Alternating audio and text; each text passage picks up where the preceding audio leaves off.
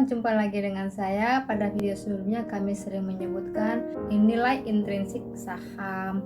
Pentingnya investor menentukan nilai intrinsik saham sebelum mengambil keputusan jual atau beli. Kenapa? Karena juga hal ini akan mempengaruhi efek psikologis kita ketika melihat fluktuasi harga ya. Apalagi sekarang ini bukan fluktuasi, malah trennya turun. Nah, ibaratnya begini sih ya cara menentukan apakah pembelian saham ini menarik atau tidak. Hanya gini, kita punya kepikiran, kita punya rencana untuk menjalankan bisnis ayam geprek misalnya. Kita setelah rinci modalnya sebesar 15 juta, sudah termasuk sewa lapak, gerobak, bayar gaji bulan 3 lama, bahan segala macam. Nah, kemudian ternyata dengan kita hitung-hitung, kita kalkulasi kira-kira penjualannya pada bulan pertama, kedua sampai berikutnya itu baru bisa BEP 5 tahun. Nah, apakah teman-teman mau jalankan bisnis itu? Oke, dibandingkan lagi misalnya ada yang bisnis laundry pakaian, modalnya 40 juta, tetapi setelah biaya semuanya dan BEP-nya hanya 1 tahun. Teman-teman kira pilih yang mana? Nah, jadi itu juga yang bisa kita terapkan dalam saham. Jadi misalnya kita mau beli saham tertentu A gitu ya. Misalnya kalau saya mau beli saham ini, kira-kira saya kapan BEP-nya ya?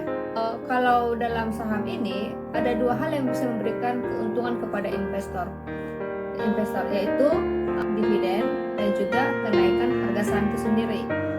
Harga saham itu biasanya ditopang oleh kinerja perusahaan. Misalnya kalau misalnya itu semakin meningkat labanya, ya pasti harga saham juga meningkat seperti itu ya. Pasti orang juga maulah kepada perusahaan-perusahaan yang memberikan untung dan terus bertumbuh ya. Nah, kemudian dividen berkaitan dengan kondisi sekarang ini, kalau kita lihat mungkin pasti sudah banyak lah harga sahamnya yang pada merah ya. Ya, jadi sekarang kita coba fokus kepada dividennya dia. Di sini bisa nggak sih kita menghitung nilai satu saham berdasarkan dividennya dia? Bisa banget gitu ya, pakai Excel aja kok gitu. Tapi sebenarnya ilmunya dari mana? Teman-teman bisa juga kalau mau belajar sendiri ya. Ini aku bacanya dari sini. Ini waktu kuliah di manajemen bisnis ya. Kemudian teman-teman itu ada di halaman 174 baca-baca gitu ya. Emang iya sih bahasa Inggris ya. Emang ini buku import. Ada nggak sih buku lokalnya? Mungkin ada, cuma saya belajar dari sini. Jadi saya rekomendasikan yang saya baca aja gitu ya. Jadi misalnya kita ini langsung aja deh. Sebentar lagi kan kita nih beberapa perusahaan-perusahaan di Indonesia kan mau bagi dividen nih. Nah, kita bayangkan nih kira-kira saya kalau beli saham ini kira-kira saya kapan BEP-nya gitu ya. Nah, tadi saya katakan lupakan dulu kenaikan harga. Jadi anggap saja harga hari ini sudah lowest ya, harga terendah saham itu, sehingga nanti artinya sebenarnya ada peluang dia naik, tapi kita anggap saja lah itu ekstra bonus kalau terjadi gitu ya. Nah, jadi misalnya ini kan BNI hasil RPS-nya itu mau bagi dividen sebesar 374. Pada 14 April itu cum date-nya dia, berarti batas penentuan siapa yang akan menerima dividen gitu. Siapa orang-orang yang maksudnya ya itu adalah orang-orang yang memiliki saham pada hari itu, di hari penutupannya. Jadi kalau teman-teman mau dapat dividen, teman-teman harus tahan saham itu sampai cum date-nya dia. Kalau mau keluar setelah cum date boleh, tetap dapat dividen, tetap dapat dividen. Nah, jadi misalnya 374 pada tahun ini, dan kita asumsikan tahun depan dia cuma tumbuh 10%, demikian juga seterusnya dia cuma tumbuh 10% sampai katakanlah 10 tahun ke depan. Ya. Kenapa 10 tahun? Ya nggak apa-apa, mungkin bisa sampai 20 tahun. Cuman kita mau bayangkan dulu, kalau 10 tahun ke depan saya pegang saham ini, 10 tahun yang akan datang, harganya sama seperti dengan sekarang misalnya ya. Kira-kira saya untung nggak ya? Gitu. Jadi kita gambarkan dulu ya, grafik keuntungan kita. Nah, jadi kalau hanya dividennya saja kalau tumbuh 10% itu berarti seperti ini, 374. Kita tambah lagi, tambah 10%, berarti kan kali 1,1 dikali harga sebelumnya ya.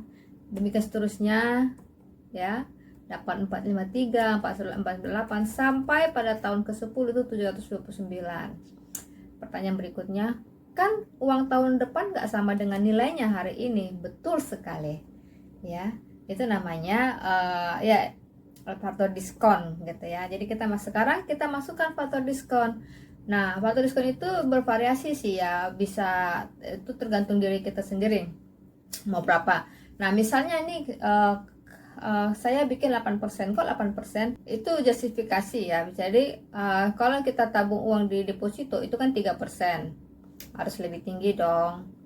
Kalau kita beli surat utang negara ya itu sekitar 6%, BI rate sekarang 5,75%. Jadi saya mau diskonnya di atas BI rate, misalnya seperti itu. Bisa nggak sama? Bisa, cuman terlalu ini ya, terlalu risky menurut saya ya. Jadi saya mau lebihkan lagi, jadi 8% lah rate-nya dia, faktor diskonnya dia.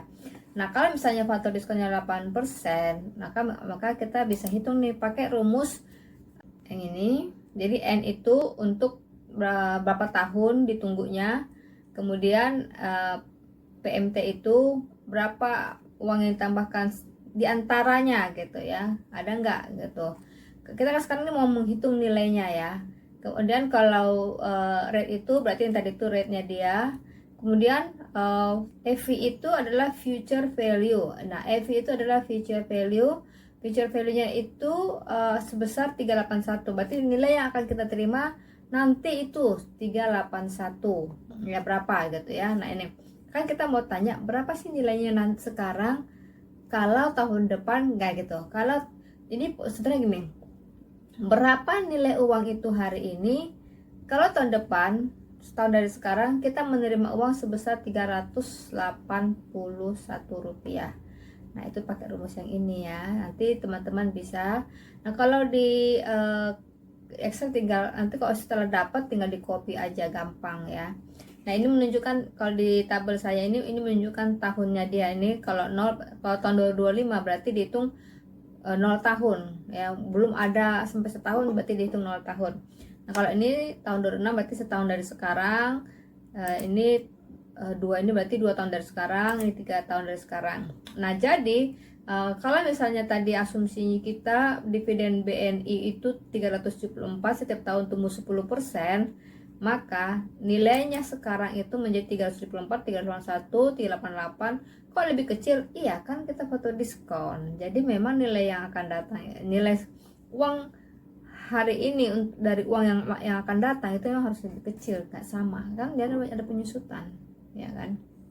Kalau dikumulatifkan ini menjadi 374, 755, 143.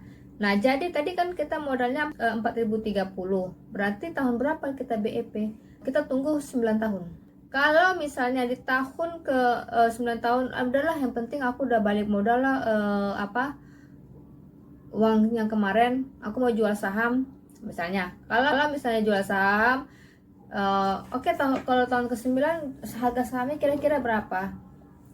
Kira-kira itu samain aja lah ya tahun dengan tahun ke sekarang gitu ya. Ini 4030. Berarti kita mau cari present value-nya dia juga di sini ya. Nah, present value-nya dia itu sebesar 2016. Kalau 9 tahun yang akan datang kita akan terima uang 4030. Jadi untung atau rugi? Untung dong. Kan kita modalnya hari ini 4030. Sedangkan kalau kita kumpulin tuh semua dividen yang kita terima ditambah dengan kita jual kembali saham kita, ya total kalau nilai uang kita hari ini sebesar 6084 nilainya hari ini. Berarti untung dong. Oke, sudah jelas ya sekarang bagaimana cara menghitung nilai intrinsik suatu saham dengan menghitung dividennya saja. Oke, kalau buat yang mau tanya atau yang kurang jelas silahkan komen ya. Thank you.